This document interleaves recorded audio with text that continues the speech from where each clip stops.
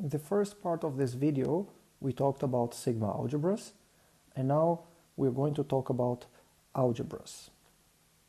We've seen that sigma algebras are families of sets that have some structure, namely we can take complements there and we can take countable unions.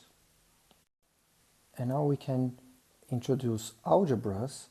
So algebra is a class, a type of classes of subsets which has less structure than a sigma algebra. And how is that? Well, we require it as before, that the entire sample space must be an element of this family of subsets. It's again closed under complements, but now we do not require a countable union of elements of the algebra to be in the algebra. We just require finite unions. So if two sets are in this collection, whenever two sets are in this collection, their union is in the collection. If this condition is satisfied, then we call this an algebra on omega. Of course, from these properties, we can show that the empty set is also in the family, and we can take intersections in the family. So algebras are families of sets, of subsets of a sample space that are closed under finitely many set operations which involve complement, union, and intersection. So for examples of algebras, here's a very trivial example. Take any sigma algebra that is also an algebra. And now a very useful property is not clear right now why it will be useful, but it's useful in probability and measure theory in general, which is the following. Suppose I have a sequence of sigma algebras. Of course, this is getting more and more complicated. So this is a sequence of families of subsets of a measure space. And these sequences, they are increasing, which means every set which is in this family is also in this family. So the sigma algebras, we say that they are getting finer and finer. This one is very coarse.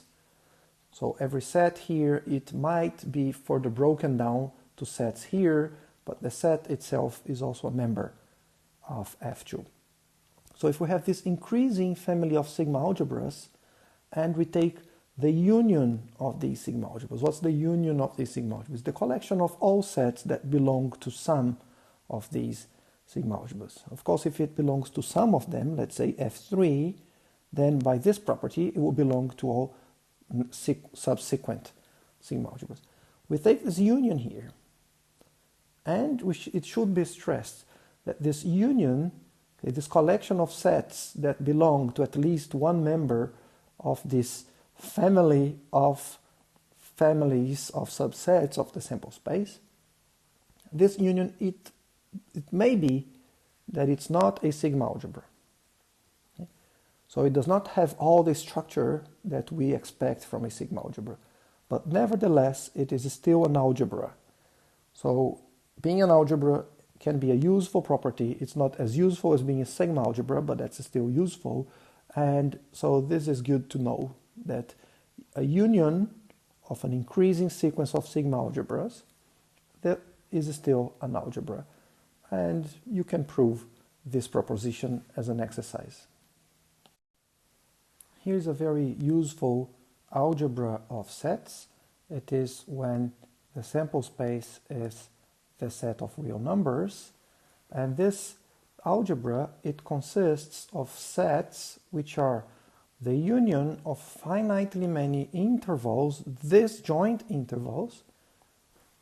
In fact, it does not really matter that they are disjoint intervals that are open on the left and closed on the right.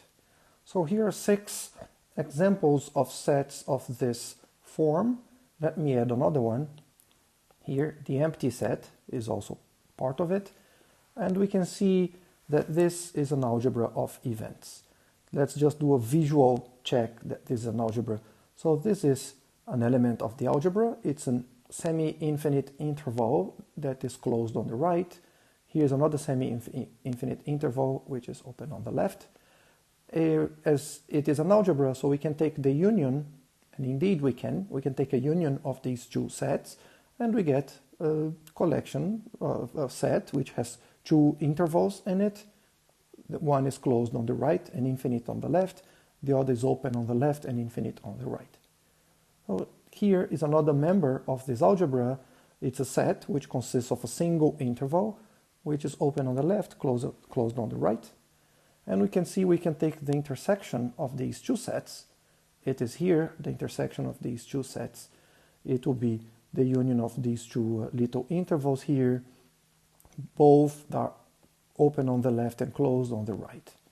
And we can take, let's say, the complement of this set. When we take the complement of this set, we get these three intervals. One is infinite on the left, closed on the right, open on the left, closed on the right, open on the left, infinite on the right. And we can also take intersection of these two. We take intersection of these two, we get the empty set. So the empty set has to be in this family for it to be an algebra as well.